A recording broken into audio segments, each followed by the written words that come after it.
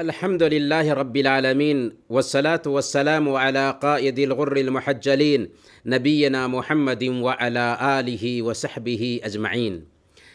پیارے بھائیوں، بزرگوں اور دینی بہنوں، السلام علیکم ورحمۃ اللہ وبرکاتہ۔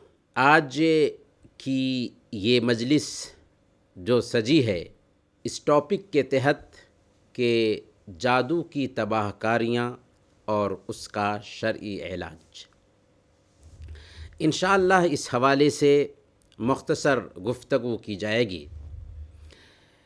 البتہ جادو کا براہ راست ڈائریکٹ تعلق ہوتا ہے جنات سے اور شیاطین سے، کیونکہ جادو کا عمل اس وقت تک کارگر ہو ہی نہیں سکتا جب تک کہ جنات اور شیاطین سے تعلق پیدا نہ کیا جائے۔ لیکن آج ہم جنات کے بارے میں بات کرنے والے نہیں ہیں، شیاطین کے بارے میں بھی بات کرنے والے نہیں ہیں۔ اس حوالے سے ہماری گفتگو اردو بیان کویت پر ویڈیوز کی شکل میں موجود ہے، ہمارے احباب اگر دیکھنا چاہیں تو اس کی طرف رجوع کر سکتے ہیں۔ آج ہم صرف جادو کے بارے میں بات کرنا چاہتے ہیں۔ جادو کی حقیقت کیا ہے، جادو کی تباہ کاریاں کیا ہیں، اور پھر جادو سے کیسے بچا جائے۔ سب سے پہلے یہ بات نوٹ کیجئے کہ جادو ایک خلاف عادت چیز ہے، عادت کے خلاف چیز ہے، اور عادت کے خلاف کوئی چیز کسی نبی کے ہاتھ پر ظاہر ہو تو اسے ہم معجزہ کہتے ہیں۔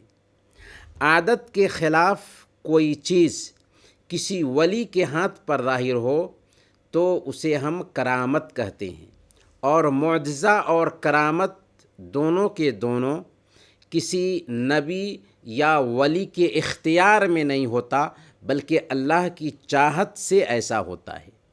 اور ایک تیسری شکل ہے جس کو ہم استدراج کہتے ہیں، یہ بھی عادت کے خلاف ہوتا ہے، یعنی عادت کے خلاف کوئی چیز کسی سرکش، نافرمان، اللہ اور اس کے رسول کے دشمن کے ہاتھ پر ظاہر ہو تو چونکہ ان کا تعلق شیاطین سے ہوتا ہے، جنات سے ہوتا ہے، اور شیاطین کو اللہ تعالیٰ نے چھپ کر بہت سارے کام کرنے کا اختیار دیا ہے، اس لیے وہ انسانوں کی نظر باندھ کر بہت ساری ایسی حرکتیں کرتے ہیں جو ایک انسان کے سامنے عادت کے خلاف دکھتی ہیں۔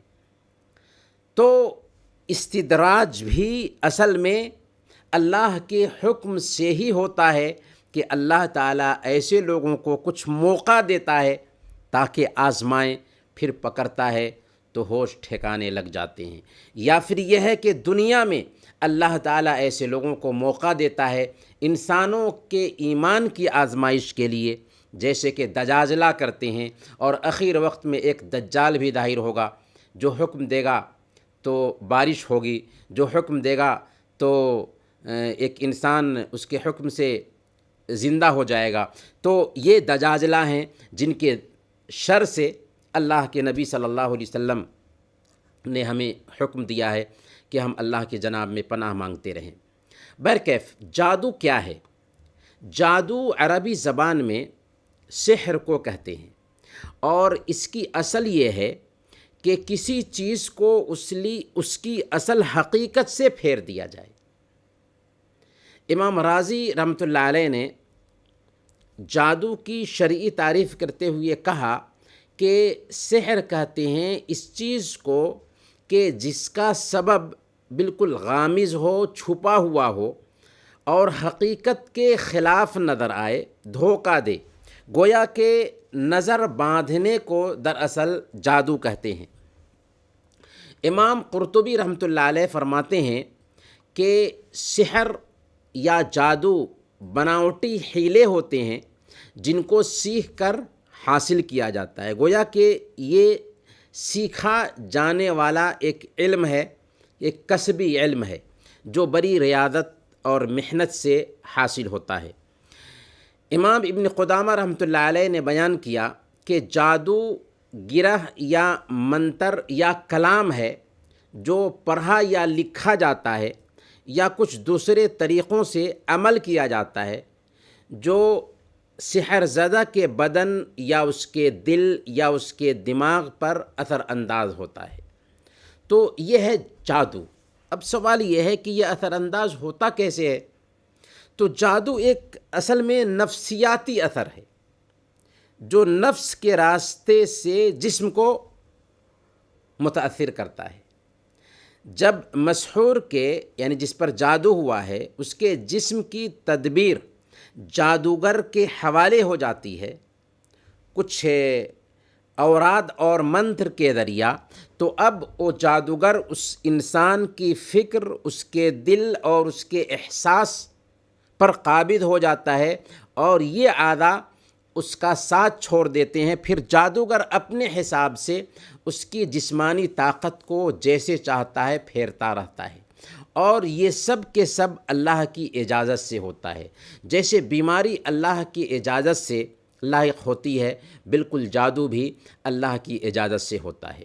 اور نوٹ کرنے کی چیز ہے کہ جادو میں یہ اثر نہیں ہوتا کہ حقیقت کو چینج کر دے، حقیقت کو بدل دے، بس اس کا اثر اتنا ہوتا ہے کہ یہ مزاج میں تبدیلی پیدا کرتا ہے، جسم، عقل اور حواس پر اثر انداز ہوتا ہے، حقیقت کو چینج نہیں کرتا۔ ایسا نہیں ہے کہ موبائل کو وہ چاہے تو جانور بنا دے، نہیں، بلکہ وہ شکل بدل دیتا ہے، مزاج بدل دیتا ہے، عقل اور حواس پر اثر انداز ہوتا ہے۔ سوال یہ ہے کہ جادو کیسے سیکھا جاتا ہے؟ جادو جیسا کہ ہم نے ابھی کہا ہے کہ یہ کسبی علم ہے، یہ سیکھا جانے والا علم ہے جو بڑی محنت کرنے کے بعد حاصل ہوتا ہے۔ لیکن جیسا کہ ہم نے کہا کہ جادو کا علم تبھی حاصل ہوگا جبکہ ایک انسان اللہ اور اس کے رسول کی نافرمانی کرے گا، شریعت سے بغاوت کرے گا، شرک کا ارتکاب کرے گا، شیاطین اور جنات سے تعلق پیدا کرے گا۔ تو جادو کے بالعموم 3 اجزاء ہوتے ہیں، 3 حصے ہوتے ہیں۔ ایک ہوتا ہے منتر یا اوراد جس کو ہم کہہ سکتے ہیں جو سکھایا جاتا ہے، اور دوسرے نمبر پر ہوتا ہے کچھ رسوم، کچھ پرتھائیں جو دی جاتی ہیں، اور تیسرے نمبر پر کرنے والے کے لیے کچھ اس کی شرطیں ہوتی ہیں کہ یہ کام کرنے ہوتے ہیں۔ ہندوؤں کے اسکانڈ پران کو آپ پڑھیں گے تو جادو سیکھنے کی 8 سدھیاں وہاں پر بتائی گئی ہیں، یعنی 8 نیم بتائے گئے ہیں۔ سب سے پہلے یم یعنی دل کو جمائیے، دوسرے نمبر پر نیم یعنی جسمانی حرکت کو منظم کیجیے، تیسرے نمبر پر آسن یعنی اٹھنے بیٹھنے کے جو طریقے ہیں اس کو سیٹ کیجیے، اور چوتھے نمبر پر نپرانایام یعنی خون کے دوران کو روکیے، اور 5ویں نمبر پر پرتیاہار یعنی عادت کے خلاف کاموں کو ظاہر کیجیے، اور 6 نمبر پر دھیان یعنی اپنے آپ کو دنیا سے بے خبر کیجیے، اور 7ویں نمبر پر دھارنا یعنی دل سے اوپر والے یا بھگوان کی لو لگائیے، حالانکہ یہ بھگوان نہیں ہوتے بلکہ شیاطین ہوتے ہیں، اور 8ویں نمبر پر سمادھی یعنی اس میں فنا ہو جائیے۔ تو جیسا کہ ہم نے کہا کہ جادو کا ڈائریکٹ تعلق شیاطین سے ہوتا ہے، جنات سے ہوتا ہے، تو جنات سے جب تعلق پیدا کیا جاتا ہے تبھی یہ علم آتا ہے، اس کا اللہ کی ذات سے بالکل کوئی تعلق نہیں۔ تو ان 8 اصولوں کو جب ایک انسان مکمل کر لیتا ہے تو شیطان اس کی خدمت کے لیے تیار ہو جاتا ہے، شیطان ہر کام میں اس کی مدد کرنا شروع کر دیتا ہے، اور وہ سمجھنے یہ لگتا ہے کہ اسے بہت سارا اختیار حاصل ہو چکا ہے، حالانکہ یہ سب کر رہا ہوتا ہے شیطان، اس کی مدد کرتا ہے اور لوگ اس کے شر کا شکار ہونے لگتے ہیں۔ آئیے جانتے ہیں جادو کی تاریخ کیا ہے، کب سے جادو اس دنیا میں پایا جاتا ہے۔ تو اس کی تحقیق مشکل ہے کہ جادو کا یہ علم یا جادو کا وجود کب سے ہے، لیکن اتنا ضرور کہا جا سکتا ہے کہ جادو ہر ملک اور ہر قوم میں پایا گیا ہے۔ اس کی تاریخ بہت پرانی ہے۔ قدیم مصریوں کے ہاں بتوں کے پجاری جادو پر ہی اپنے مذہب کی بنیاد رکھتے تھے۔ اگر ہم اپنے ملک ہندوستان میں دیکھیں تو ویدک دھرم میں دیوتاؤں کی طاقت کا ذریعہ جادو ہی رہا ہے، اور ظاہر سی بات ہے کہ جادو چونکہ شیطان کا سرچشمہ ہے، شیطان کے ذریعہ ہی حاصل کیا جاتا ہے، تو ظاہر سی بات ہے کہ کچھ عادت کے خلاف چیزیں ظاہر کرنے کے لیے شیطان سے تو تعلق بنانا ہی ہوگا۔ اس کے لیے شرک پر مبنی جو دھرم ہیں وہ ایسا کیے ہیں۔ یورپی اور افریقی ممالک میں بھی جادو کا وجود بہت زمانے سے چلا رہا ہے۔ البتہ اگر ہم بر صغیر ہندوستان اور پاکستان میں جادو کے وجود پر بات کریں تو یہاں پر جادو ایران کی دھرتی سے آیا۔ قدیم ایران میں ایک قوم تھی جس کا نام تھا مگ۔ یہ لوگ زرتشت دھرم کے ماننے والے تھے۔ سنسکرت میں جادو کو مائی یعنی مگوں کا علم کہا جاتا ہے، اور انگلش میں ابھی بھی اس کو میجک کہا جاتا ہے، جو میجک اصل میں مگ ہی سے لیا گیا ہے، مائی گگ ہی سے لیا گیا ہے۔ تو جب مگ قوم ایران سے ہندوستان آئی تو اپنے ساتھ جادو کے علم کو بھی لے کر آئی، جسے ہندوستان کے رہنے والوں نے سیکھا، اپنایا، یہاں تک کہ جادو ہندو دھرم کا ایک حصہ بن گیا۔ 4 یوگوں میں سے ایک یوگ ہٹھ یوگ ہے، جادو کے لیے ہی استعمال کیا جاتا ہے ہٹھ یوگ، جس کا مطلب ہوتا ہے زبردستی کائنات کے پربھو کی طرف پہنچنے کی کوشش کرنا۔ اور اگر آپ دیکھیں ہندوستان میں تو ایک زمانہ پہلے سے دنیا ہندوستان کو جادو نگری سے مانتی رہی ہے، جانتی رہی ہے، اور بنگال کا کالا جادو بھی بہت شہرت رکھتا ہے۔ برکیف جادو کا ہندوستان سے بہت گہرا تعلق رہا ہے، لیکن اگر ہم پہلے دیکھیں تو یہ جادو غیر مسلموں تک محدود تھا۔ آج اگر ہم اپنے سماج اور مسلم معاشرہ، مسلم سماج کا جائزہ لیں تو افسوس ہوتا ہے کہ مسلمانوں کے اندر بھی بڑی تیزی سے جادو پھیلنا شروع ہوا، اور ظاہر سی بات ہے کہ یہ جہالت کا ہی نتیجہ ہوگا، دین سے دوری کا ہی نتیجہ ہوگا کہ مسلم سماج میں یہ چیز عام ہونا شروع ہو جائے۔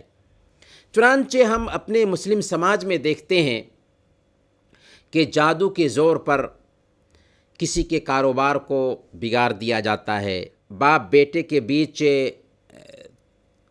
اختلاف پیدا کیا جاتا ہے، شوہر بیوی کو ایک دوسرے سے دور کیا جاتا ہے، رشتہ داروں کے تعلقات میں خرابی پیدا کی جاتی ہے، جادوگروں کی خدمات حاصل کر کے کسی کے کاروبار کو، بزنس کو نقصان پہنچانے کی تدبیر کی جاتی ہے، جادو کے ذریعہ شوہر بیوی کے تعلقات ختم کر دیے جاتے ہیں۔ اللہ نے خود اس کی طرف اشارہ کیا، یفرقون بہ بین المرء وزوجہ، کہ اس کے ذریعہ شوہر اور بیوی کے بیچ جدائی ڈالی جاتی ہے۔ دو انسانوں کے بیچ جادو کے ذریعہ محبت بھی پیدا کی جا سکتی ہے، کھیتی باڑی اور جانوروں کو تباہ اور برباد کیا جا سکتا ہے، جنسی طاقت کو کمزور کیا جا سکتا ہے، عورت کو بانجھ بنایا جا سکتا ہے، حاملہ عورت کے حمل کو گرایا جا سکتا ہے، کسی کو پاگل کیا جا سکتا ہے، کسی کی شادی اور منگنی کو منسوخ کیا جا سکتا ہے، رد کیا جا سکتا ہے، لیکن یہ سب کچھ جو ہوتا ہے ہم نے کہا کہ یہ ایک طرح کی بیماری ہے، اللہ کے حکم، اللہ کی اجازت اور اللہ کی مرضی سے ہوتا ہے، اللہ کی مرضی کے بغیر کچھ بھی نہیں ہوتا۔ آج کتنے لوگ جادو کا انکار کرتے ہیں اور کہتے ہیں کہ سائنس سے بہت ترقی کر گئی، سائنس سے اس کی تصدیق نہیں کرتی، اس کی تائید نہیں کرتی، حالانکہ ایک مسلمان کو اس قسم کی جہالت کی طرف قطعاً دھیان دینے کی ضرورت نہیں ہے۔ سائنس ابھی بھی بونی ہے اور اسلام ایڈوانس ہے، اسلام کی تعلیمات ایڈوانس تھیں، ہیں اور قیامت کے دن تک رہیں گی۔ جادو کا انکار اصل میں قرآن اور حدیث کا انکار ہے، دنیا مانتی ہے اور اسلام نے خود اس کی تائید کی۔ قرآن اور حدیث میں جادو کی صراحت آئی ہے اور مختلف آیات میں جادو کی حقیقت بیان کی گئی ہے۔ اللہ تعالیٰ نے فرمایا سورہ البقرہ آیت نمبر 102، وَمَا كَفَرَ سُلَيْمَانُ وَلَكِنَّ الشَّيَاطِينَ كَفَرُوا يُعَلِّمُونَ النَّاسَ السِّحْرَ وَمَا أُنزِلَ عَلَى الْمَلَكَيْنِ بِبَابِلَ هَارُوتَ وَمَارُوتَ وَمَا يُعَلِّمَانِ مِنْ أَحَدٍ حَتَّى يَقُولَا إِنَّمَا نَحْنُ فِتْنَةٌ فَلَا تَكْفُرْ فَيَتَعَلَّمُونَ مِنْهُمَا مَا يُفَرِّقُونَ بِهِ بَيْنَ الْمَرْءِ وَزَوْجِهِ وَمَا هُمْ بِضَارِّينَ بِهِ مِنْ أَحَدٍ إِلَّا بِإِذْنِ اللَّهِ۔ اللہ تعالیٰ فرماتا ہے کہ سلیمان علیہ السلام نے کفر نہیں کیا، بلکہ کفر تو شیطانوں نے کیا تھا جو لوگوں کو جادو سکھایا کرتے تھے۔ اور بابل میں، سرزمین بابل میں ہاروت اور ماروت دو فرشتوں پر یہ جو اتارا گیا تھا وہ اصل میں آزمائش کے لیے اتارے گئے تھے، اور وہ کسی انسان کو اس وقت تک جادو نہیں سکھاتے تھے جب تک کہ یہ نہ کہہ دیتے کہ دیکھو ہم آزمائش کے لیے ہیں لہذا کفر مت کرو۔ گویا کہ جادو سیکھنا کفر ہے، جادو سیکھو گے تو کفر کے راستے پر چلے جاؤ گے، جادو سیکھو گے تو اسلام سے نکل جاؤ گے۔ فَيَتَعَلَّمُونَ مِنْهُمَا مَا يُفَرِّقُونَ بِهِ بَيْنَ الْمَرْءِ وَزَوْجِهِ، تو وہ ان سے وہ چیز سیکھتے تھے، یعنی جادو کا علم سیکھتے تھے جس سے شوہر اور بیوی کے بیچ جدائی ڈال دیں۔ اللہ نے اخیر میں فرمایا وَمَا هُمْ بِضَارِّينَ بِهِ مِنْ أَحَدٍ إِلَّا بِإِذْنِ اللَّهِ، لیکن وہ اللہ رب العالمین کی مرضی کے بغیر کسی کو نقصان نہیں پہنچا سکتے تھے۔ گویا کہ جادو کا بھی اثر ہوتا ہے تو اللہ کی مرضی سے ہوتا ہے۔ اسی طرح اللہ تعالیٰ نے فرعون کے جادوگروں کے حوالے سے بھی کہا، جب حضرت موسیٰ علیہ السلام سے مقابلہ کے لیے یہ جادوگر آئے تھے، حضرت موسیٰ علیہ السلام نے لاٹھی پھینکی تھی، جادوگروں نے لاٹھیاں پھینکی تھی، ساری لاٹھیاں سانپ کی شکل اختیار کر چکی تھیں، تو موسیٰ علیہ السلام کی جو لاٹھی تھی سانپ کی شکل اختیار کی، تو حضرت موسیٰ علیہ السلام کے سانپ نے ان کے سارے سانپوں کو نگل لیا۔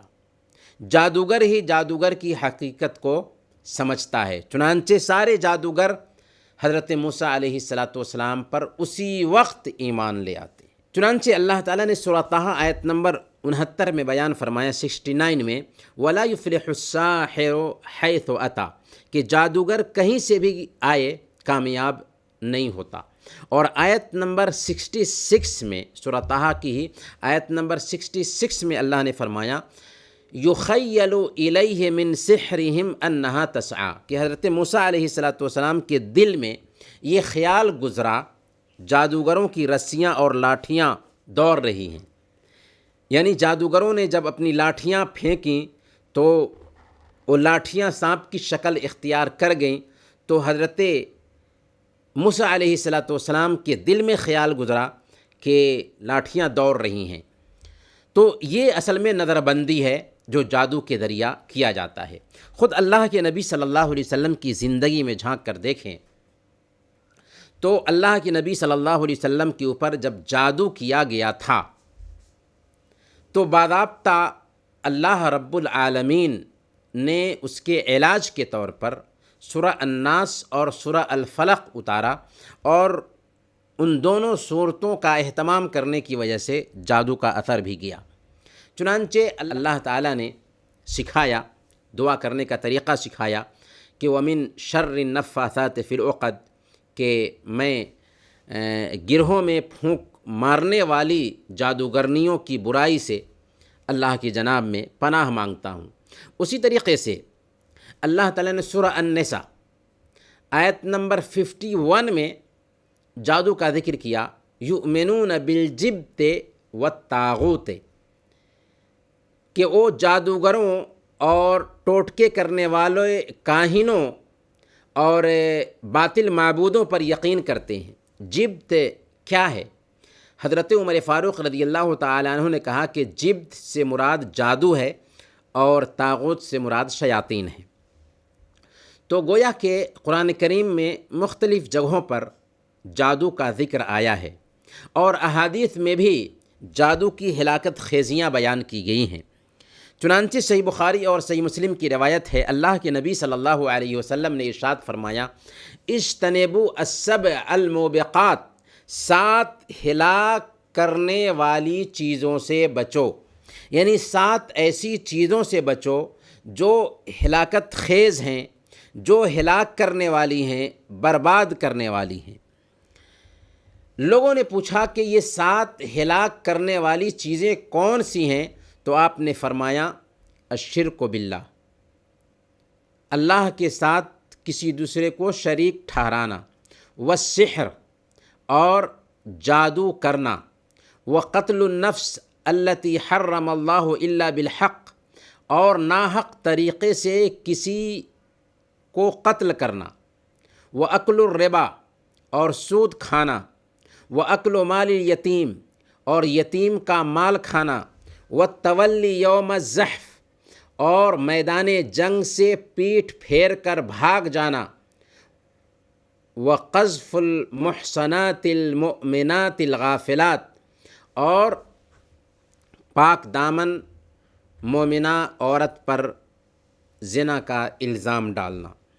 تو اس حدیث میں بنیادی طور پر پہلی جو 2 چیزیں ہیں، شرک اور جادو، شرک کے فوراً بعد جادو کا ذکر کیا گیا، جس سے جادو کی ہلاکت خیزی اور خطرناکی کا اندازہ لگایا جا سکتا ہے۔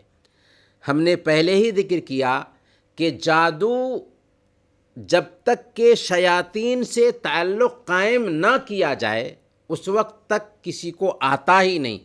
تو جادو اور شرک کا براہ راست آپس میں گہرا تعلق ہے، کیونکہ جادو سے شیاطین کی عبادت ہوتی ہے، اور شیاطین کی نزدیکی چاہی جاتی ہے، ان کی قربت چاہی جاتی ہے۔ جادو کا حکم کیا ہے؟ جب جادو کا تعلق براہ راست شیاطین سے ہوتا ہے، جادو شرک کیے بغیر حاصل ہوتا ہی نہیں، تو اسلام یہ کہتا ہے کہ جادو سیکھنا کفر ہے، جادو سیکھنے والا کافر ہے۔ ابھی آیت جو گزری اس میں اللہ فرماتا ہے وَلَٰكِنَّ الشَّيَاطِينَ كَفَرُوا يُعَلِّمُونَ النَّاسَ السِّحْرَ، کہ شیاطین نے اصل میں کفر کیا کہ وہ لوگوں کو جادو سکھاتے تھے۔ یہ شیطانوں کا کفر تھا کہ وہ لوگوں کو جادو سکھایا کرتے تھے۔ اسی آیت سے استدلال کرتے ہوئے امام بخاری رحمۃ اللہ علیہ نے کہا کہ جادوگر کافر ہے۔ اسی طرح آگے کی جو اسی سورہ میں آیت ہے کہ انما نحن فتنۃ فلا تکفر، کہ ہم تو آزمائش ہیں لہذا کفر مت کرو جادو سیکھ کر۔ تو گویا کہ اگر کوئی جادو سیکھتا ہے تو وہ کفر کرتا ہے، اور جادو سیکھنا کفر ہے۔ اس آیت کے اندر بھی فرشتوں کی زبانی اس بات کا اشارہ پایا جاتا ہے کہ جادو سیکھنا اصل میں کفر ہے۔ صحیح بخاری کی ایک روایت میں آتا ہے، حضرت عمر فاروق رضی اللہ تعالی عنہ نے حضرت بجالہ بن عبدہ کو لکھا تھا کہ انقتلوا کل ساحر و ساحرہ، ہر جادوگر اور جادوگرنی کو قتل کر دو۔ بجالہ کہتے ہیں کہ فقتلنا ثلاث سواحرہ، ہم نے 3 جادوگروں کو قتل کیا۔ اور صحابہ کرام کے زمانے میں 3 صحابہ سے یہ منقول ہے کہ انہوں نے جادوگروں کو قتل کیا یا قتل کرایا، حضرت عمر، حضرت حفصہ اور حضرت جندب رضی اللہ عنہم۔ حضرت جندب رضی اللہ تعالیٰ عنہ کی موقوفاً ایک روایت ہی ہے، وہ فرماتے ہیں کہ حد الساحر ضربۃ بالسیف، یہ روایت مرفوعاً بھی روایت کی جاتی ہے کہ اللہ کے نبی صلی اللہ علیہ وسلم کا قول ہے، حالانکہ یہ موقوفاً ثابت ہے، مرفوعاً ثابت نہیں۔ یہ حضرت جندب رضی اللہ تعالیٰ عنہ کا قول ہے، یہ ثابت ہے کہ جادوگر کی سزا یہ ہے کہ اس کا سر قلم کر دیا جائے، اس کا سر کاٹ دیا جائے۔ لیکن یہ سزا کب دی جائے گی؟ جبکہ اسلامی حکومت ہو۔ اگر اسلامی حکومت نہیں ہے، اسلامی کورٹ نہیں ہے، تو پھر کسی کو اختیار نہیں ہے کہ کسی کو سزا دے، اور اگر کوئی اسلامی کورٹ کے بغیر کوئی کسی کو سزا دے دیتا ہے تو مجرم ٹھہرے گا۔ اب سوال یہ ہے کہ جادوگر کو کیا توبہ کی ترغیب دی جائے گی یا نہیں دی جائے گی؟ تو امام مالک رحمۃ اللہ علیہ فرماتے ہیں کہ جادوگر کافر ہے، وہ جادو کی وجہ سے قتل کر دیا جائے گا، اور اس کو توبہ کی ترغیب نہیں دلائی جائے گی، بلکہ اس کا قتل زندیق کے قتل کے جیسے ہے، یعنی اسلام سے پھر جانے والے کے قتل کے جیسے ہے۔ کیونکہ اصل میں جادوگر کے دل میں بالکل پیوست ہو جایا کرتا ہے، جو توبہ سے نہیں نکلتا، اور کبھی کبھار بلکہ اکثر اوقات میں جادوگر توبہ تو کرتا ہے لیکن وہ جھوٹ بول کر کے توبہ کر رہا ہوتا ہے، اور اس کا ضرر، اس کا نقصان لوگوں پر باقی ہی رہتا ہے۔ تو جادوگر کی جو شرارت ہوتی ہے وہ شرارت ختم نہیں ہوتی، اور ظاہر میں وہ بول دیتا ہے کہ میں نے توبہ کر لیا ہے۔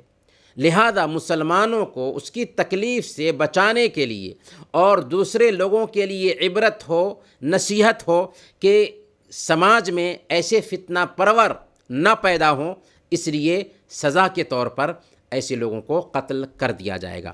شیخ ابن باز رحمۃ اللہ علیہ اسی قول کو ترجیح دیتے ہیں۔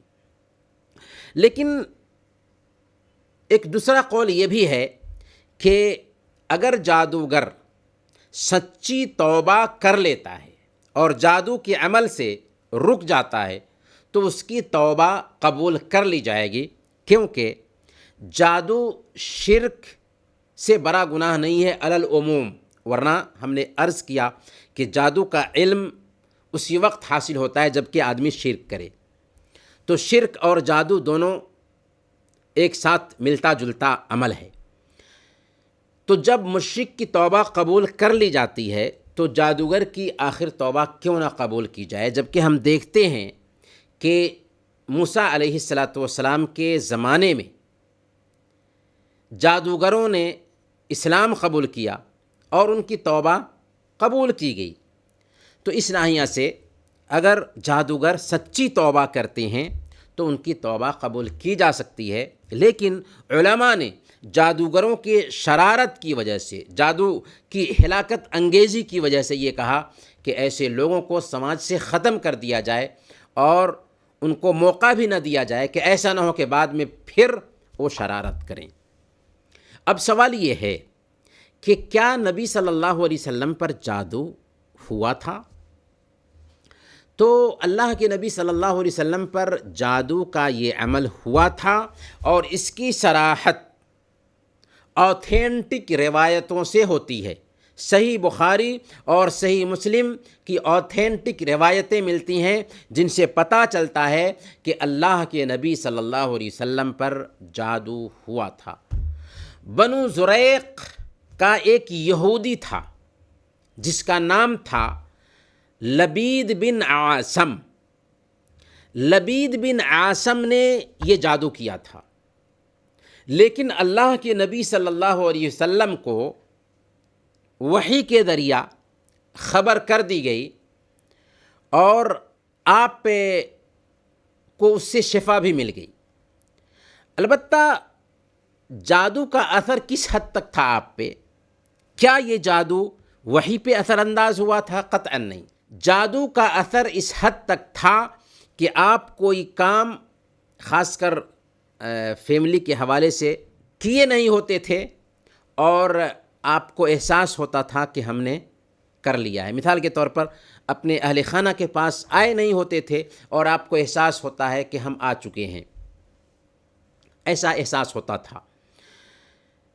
پھر اللہ تعالیٰ نے وحی کے ذریعہ آپ کو جادو کا پتہ بتا دیا اور کہا گیا کہ ذروان کنویں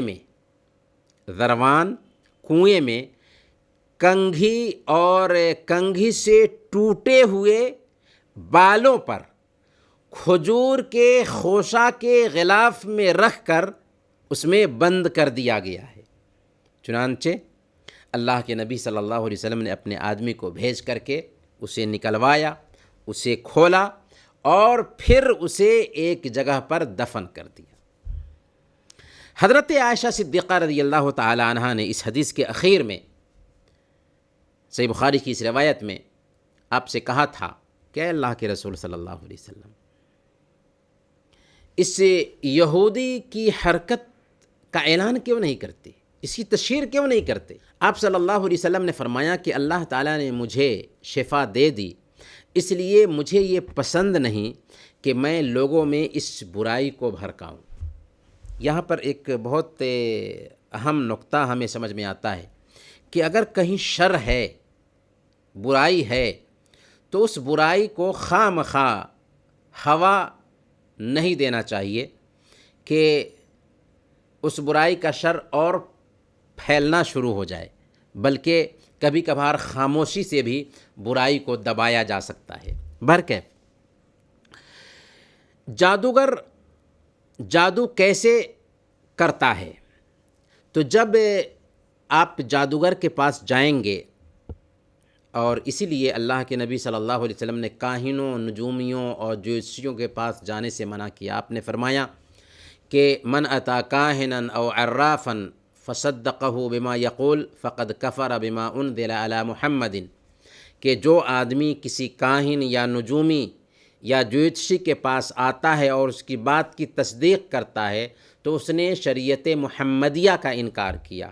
یہ سنن ابی داؤد کی روایت ہے اور صحیح مسلم کی روایت ہے۔ اللہ کے نبی صلی اللہ علیہ وسلم فرماتے ہیں من اتی کاہنا او عرافا فسألہ عن شیء لم تقبل لہ صلاتہ 40 لیلہ، جو آدمی کسی کاہن یا نجومی کے پاس آتا ہے اور اس کی تصدیق نہیں کرتا، بس اس سے پوچھتا ہے، 40 دن تک اس کی نماز قبول نہیں ہوتی۔ 40 دن تک اس کی نماز قبول نہ ہونے کا مطلب یہ نہیں ہے کہ اس سے نماز ہی معاف ہے، نہیں، اس کو نماز پڑھنا ہے لیکن اس نماز کا اسے کوئی ثواب نہیں ملتا، البتہ فرض ساقط ہو جاتا ہے۔ برکیف جب آپ جادوگر کے پاس جائیں گے تو آپ سے آپ کا نام پوچھے گا، آپ کی ماں کا نام پوچھے گا، پھر اس سے متعلق بال، کپڑا یا فوٹو وغیرہ پوچھے گا، ناخن وغیرہ پوچھے گا، پھر وہ خوشبودار دھونی وغیرہ سلگائے گا، اس میں کفریہ اور شرکیہ منتر پڑھے گا۔ اس منتر میں جنوں کے جو سردار ہوتے ہیں، شیاطین اور ابلیس جو ہے، ان کی وہ پوجا کرے گا، قرآن اور حدیث کی اہانت کرے گا۔ یہ سب کرنے کے بعد ہی جادو کا عمل کارگر ہوگا، جادو کا عمل اثر انداز ہوگا۔ اور جادو کی پہچان بنیادی طور پر یہی ہے کہ وہ عام طور پر نام اور ماں کا نام پوچھتا ہے، کسی جانور کو ذبح کرنے کا حکم دیتا ہے، الگ تھلگ بند کمرے میں رہنے اور کچھ خاص منتر پڑھنے کا حکم دیتا ہے، اعداد وغیرہ عجیب عجیب طرح کے لکھنے کا حکم دیتا ہے، یا نہ سمجھنے والے کلمات وغیرہ زبان سے ادا کرتا ہے۔ یہ ساری چیزیں جادوگر کی پہچان بنتی ہیں۔ اب اخیر میں سوال یہ ہے کہ جادو کا علاج کیا ہے؟ جادو بھی ایک بیماری ہے اور اس کا علاج موجود ہے۔ مسند احمد کی روایت ہے، اللہ کے نبی صلی اللہ علیہ وسلم نے ارشاد فرمایا، ما انزل اللہ داء الا انزل له شفاء۔ اللہ تعالیٰ نے کوئی ایسی بیماری اتاری ہی نہیں جس کی شفا نہ اتاری ہو، لیکن ہوتا یہ ہے کہ بہت سارے لوگوں کو اس کا علم ہوتا ہے اور بہت سارے لوگوں کو اس کا علم نہیں ہوتا۔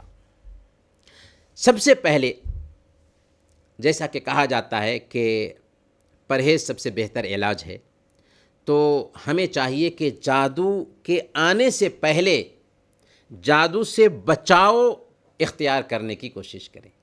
کیا کریں گے کہ جادو سے بچ سکیں؟ تو سب سے پہلے نمبر پر پختہ ایمان ہو۔ جس کا ایمان اللہ کی ذات پر پختہ ہوگا وہ یہ سمجھے گا کہ وما ہم بضارین بہ من احد الا باذن اللہ، جادوگر اللہ کی اجازت سے ہی کسی کو نقصان پہنچاتے ہیں۔ الیس اللہ بکاف عبدہ، کیا اللہ اپنے بندے کے لیے کافی نہیں؟ اللہ اپنے بندے کے لیے کافی ہے۔ تو اللہ پر ٹھوس یقین اور اعتماد رکھیں، اللہ رب العالمین آپ کو بچائے گا۔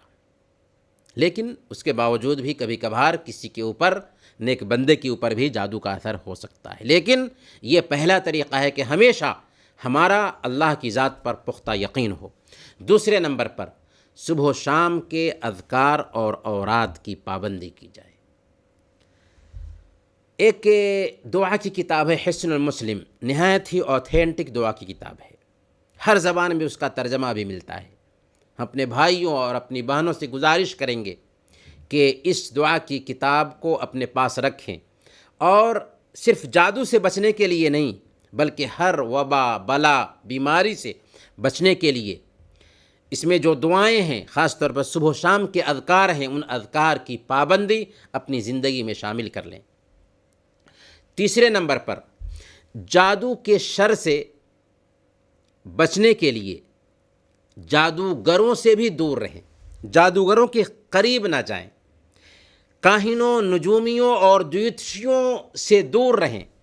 ایسے لوگوں کے قریب جائیں گے تو آپ ان کے فتنہ کا شکار ہو سکتے ہیں۔ اب سوال یہ ہے کہ اگر کسی کو جادو ہو جاتا ہے تو جادو ہونے کے بعد کیا کیا جائے؟ تو سب سے پہلے نمبر پر اگر جادو ہو جاتا ہے اور جادو کا پتہ لگ سکتا ہے تو جادو کا پتہ لگایا جائے۔ اگر جادو کا پتہ لگ جاتا ہے اور جہاں جادو کیا گیا ہے اس جادو کو نکال کر کے اسے تلف کر دیا جائے، برباد کر دیا جائے، اسے کھول دیا جائے اللہ کا کلام پڑھتے ہوئے، تو خود بخود جادو ختم ہو جائے گا۔ جیسا کہ خود اللہ کے نبی صلی اللہ علیہ وسلم کے اوپر جادو ہوا تھا، تو اللہ کے نبی صلی اللہ علیہ وسلم کو جادو کی جگہ کا پتہ بتایا گیا اور آپ نے اس جادو کو کھول دیا، جادو کا اثر جاتا رہا۔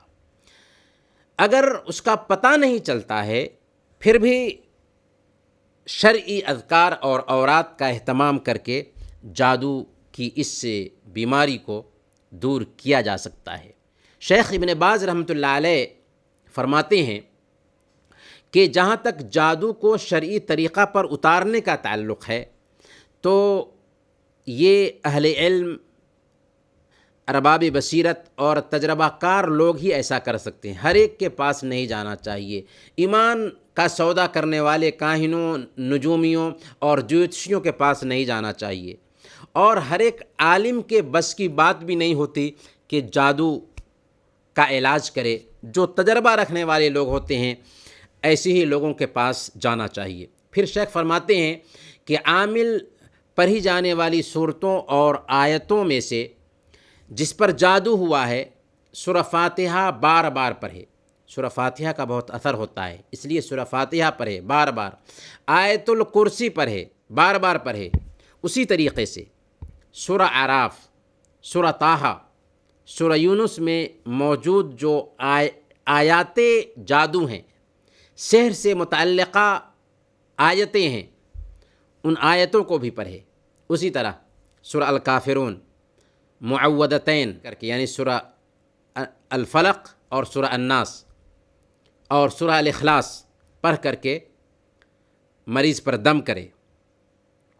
اور ایک انسان خود اپنے اوپر دم کر سکتا ہے. اگر اپنے اوپر دم نہیں کر سکتا ہے تو کسی آدمی سے دم کرا لے. حضرت جبریل علیہ الصلوۃ والسلام اللہ کے نبی صلی اللہ علیہ وسلم کے پاس آئے تھے جب کہ آپ کو اس کی شکایت ہوئی تھی جادو کی. تو حضرت جبریل علیہ الصلوۃ والسلام نے باضابطہ ایک دعا پڑھ کر کے آپ پہ دم کیا تھا. اس دم کا بھی اہتمام کرنا چاہیے. حضرت جبریل علیہ الصلوۃ والسلام نے دعا کی تھی بسم اللہ ارقیک من کل شیء یؤذیک من شر کل نفس او عین حاسد اللہ یشفیک بسم اللہ ارقیک بسم اللہ ارقیک من کل شیء یؤذیک من شر کل نفس او عین حاسد اللہ یشفیک بسم اللہ ارقیک. شیخ ابن باز رحمۃ اللہ علیہ فرماتے ہیں کہ اس دعا کو بھی 3 بار پڑھ کر کے دم کیا جائے. اسی طریقے سے ایک دعا اور ہے جس کا اہتمام کرنا چاہیے، پڑھنا چاہیے. اللہم رب الناس اذہب الباس اشفیہ وانت الشافی لا شفاء الا شفاؤک شفاء لا یغادر سقما. اللہم رب الناس اذہب الباس اشفیہ وانت الشافی لا شفاء الا شفاؤک شفاء لا یغادر سقما. شیخ ابن باز رحمۃ اللہ علیہ فرماتے ہیں کہ اس دعا کو بھی 3 مرتبہ پڑھ کر کے دم کرنا چاہیے. شیخ ابن باز رحمۃ اللہ علیہ نے ایک جادو کا طریقہ علاج بھی بتایا ہے اور اسے بھی اختیار کرنا چاہیے اگر کسی کو اس کی شکایت ہے تو. شیخ ابن باز رحمۃ اللہ علیہ کا حوالہ اس لیے دے رہا ہوں کہ وہ کتاب و سنت کے پختہ عالم تھے اور کتاب و سنت پر گہری نظر تھی ان کی. شیخ فرماتے ہیں کہ بیری کے 7 ہرے پتے لے کر انہیں پتھر وغیرہ سے باریک پیس لیا جائے. 7 ہرے پتے بیری کے لے کر کے پتھر وغیرہ سے انہیں پیس لیا جائے. پھر برتن میں رکھ کر کے اس میں اتنا پانی ڈالیں کہ غسل کے لیے کافی ہو اور اس میں سے کچھ پی بھی لیا جائے. لیکن پئیں گے بعد میں، ابھی پڑھنے کے بعد. اس پر آیت الکرسی، سورہ الکافرون، سورہ الاخلاص، سورہ الفلق، سورہ الناس، یہ ساری صورتیں پڑھی جائیں اور پھر جادو سے متعلقہ جو آیتیں ہیں ان آیتوں کو پڑھا جائے. جادو سے متعلقہ جو آیتیں ہیں جیسے سورہ اعراف ہے، سورہ اعراف میں آیت نمبر 106 قال ان کنت جئت بآیت فأت بها ان کنت من الصادقین، اس سے لے کر کے آیت نمبر 122 تک، 106 سے 122 تک کی آیتیں بنتی ہیں، انہیں پڑھ لیا جائے. اسی طریقے سے سورہ طٰہٰ، سورہ طٰہٰ کی آیت نمبر 65 سے 69 تک، 65 سے 69 نمبر کی آیات، جس کی شروعات ہوتی ہے قالوا یا موسیٰ اما ان تلقی و اما ان نکون اول من القی. ان صورتوں کو پڑھ کر کے اس پانی پر دم کریں جسے آپ نے بالٹی میں رکھا ہے. پھر اس میں سے کچھ حصہ پی لیں اور باقی جو حصہ ہے اس حصے سے غسل کر لیں. شیخ ابن باز رحمۃ اللہ علیہ فرماتے ہیں کہ انشاءاللہ اس سے مریض کو فائدہ ہوگا. اگر ضرورت محسوس ہو تو اس عمل کو بیماری کے ختم ہونے تک 2 مرتبہ یا 3 مرتبہ یا اس سے بھی زیادہ مرتبہ دہرایا جا سکتا ہے. اب کچھ حسی دواؤں کو جانتے ہیں اور اسی پر اپنی بات ختم کریں گے ہم 2 منٹ میں. حسی دواؤں کے ذریعہ جادو کا علاج. سب سے پہلے نمبر پر اجوا کھجور کے ذریعہ علاج۔ صحیح بخاری اور صحیح مسلم کی روایت ہے، اللہ کے نبی صلی اللہ علیہ وسلم نے ارشاد فرمایا، من تسبح بسبع تمرات عجوة لم يضره ذلك اليوم سم ولا سحر۔ صحیح بخاری اور صحیح مسلم کی یہ روایت ہے کہ جس کسی نے 7 اجوا کھجوروں سے اپنی صبح کی، یعنی جس نے صبح صبح 7 اجوا کھجوریں کھائیں، اسے اس دن زہر اور جادو نقصان نہیں پہنچائے گا۔ یہ الفاظ اللہ کے نبی صلی اللہ علیہ وسلم کے ہیں، جن کی زبان سے وحی کے پھول جھرتے تھے، اس لیے اس میں شک کی کوئی گنجائش نہیں ہو سکتی۔ جس کسی نے 7 اجوا کھجور صبح صبح کھایا، اسے اس دن زہر اور جادو نقصان نہیں پہنچائے گا۔ دوسری چیز، کلونجی کے ذریعہ علاج۔ صحیح البخاری ہی کی روایت ہے، اللہ کے نبی صلی اللہ علیہ وسلم نے ارشاد فرمایا، ان هذه الحبة السوداء شفاء من كل داء الا من السام، کہ کلونجی ہر بیماری کا علاج ہے، کلونجی میں ہر بیماری سے شفا ہے سوائے سام کے۔ پوچھا گیا کہ سام کیا ہے، تو آپ نے فرمایا موت ہے۔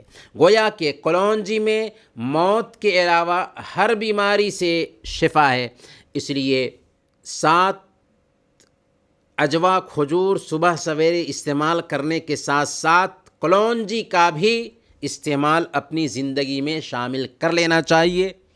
اس کے بھی عجیب اثرات ہوتے ہیں اور میں نے خود تجربہ کیا ہے۔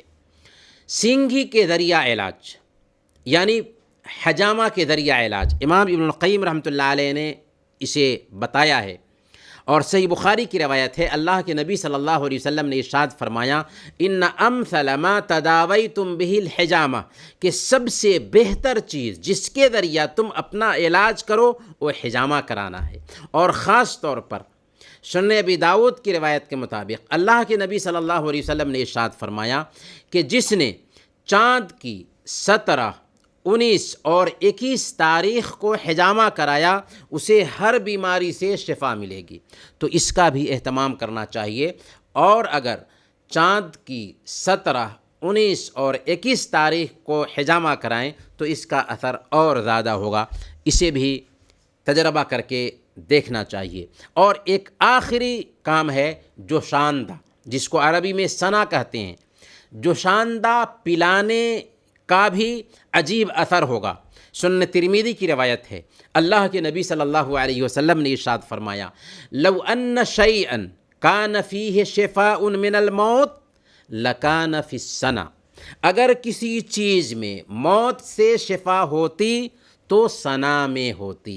اس لیے جوشاندہ بھی پینے کا اہتمام کرنا چاہیے، اس کے ذریعہ بھی جادو سے ہمیں فائدہ ہو سکتا ہے۔ آخر میں ہم آپ سے کہیں گے کہ جادو کے علاج کے تعلق سے ایک بہت ہی بہترین کتاب ہے، اردو زبان میں بھی ہے، جادو اور آسیب کا کامیاب علاج، ابو منذر خلیل ابراہیم کی۔ اس کتاب کا مطالعہ کریں۔ جادو کے حوالے سے جو دعائیں ہیں، جو اذکار ہیں، جو ٹیکنک ہے، وہ سارا ٹیکنک اس میں بتا دیا گیا ہے۔ بات ذرا طویل ہو گئی، لیکن چونکہ باتیں اہم تھیں اس لیے ہم آپ سے معذرت خواہ ہیں، اور دعا کرتے ہیں کہ اللہ تعالی ہم سب کو ہر طرح کی بیماری، آفت اور وبا اور جادو سے عافیت میں رکھے، اور ہم سب کی حفاظت فرمائے، ہم سب کے ساتھ خیر کا معاملہ فرمائے، ہم سب کو زندہ رکھے تو ایمان پر زندہ رکھے، اور وفات دے تو ایمان پر وفات دے۔ آمین یا رب العالمین۔ وصلی اللہم علی نبینا محمد وعلی آلہ وصحبہ اجمعین۔